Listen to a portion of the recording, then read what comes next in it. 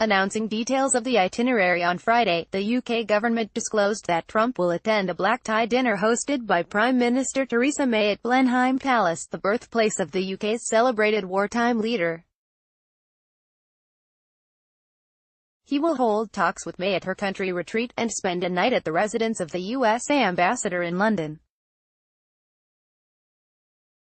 But in a break from custom for a visit by a foreign leader, he will not visit Downing Street.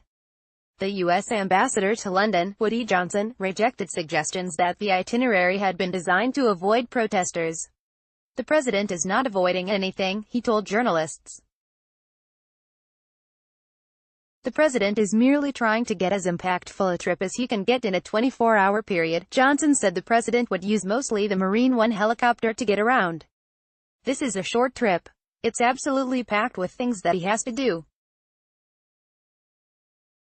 There's a lot of organization planning that went into it." When a date for the UK trip, billed as a working visit rather than a state occasion, was finally confirmed last month, it ended a months-long back-and-forth over when Trump would at last pay a call on America's closest ally. According to the itinerary released by Downing Street, Trump will arrive in the UK early Thursday afternoon from a NATO summit in Brussels that could prove acrimonious, if last month's G7 summit is anything to go by. Later that evening, he will attend the Blenheim Palace dinner with First Lady Melania Trump. The guest list for the dinner includes business leaders from a range of sectors and is intended to celebrate the links between the two nations, set to take on new importance in a post-Brexit world. The Financial Times reported on Friday that a number of guests turned down an invitation to attend. The entrepreneur Martha Lane Fox told the FT, "I understand why the government have to entertain Trump, but I certainly don't want to." The event will begin with a military parade featuring the bands of the Scots, Irish and Welsh Guards in the spectacular Great Court.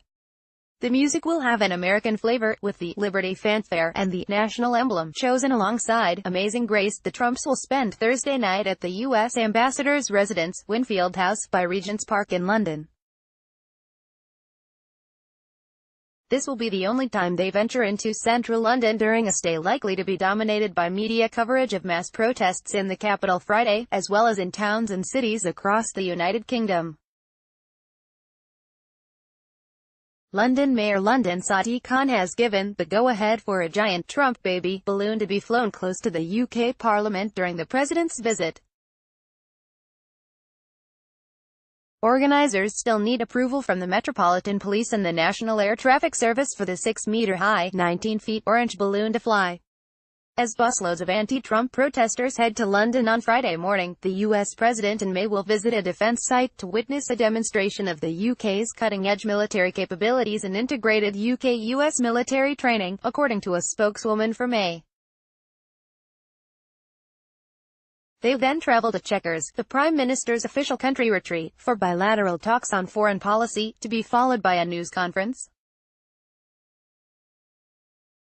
Trump and the First Lady will then go on to Windsor Castle to meet the Queen.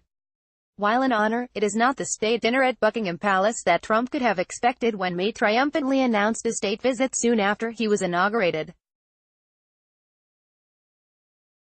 On Friday evening, the Trumps will travel to Scotland, where the president owns 2 golf properties, Trump Turnberry and Trump Aberdeen.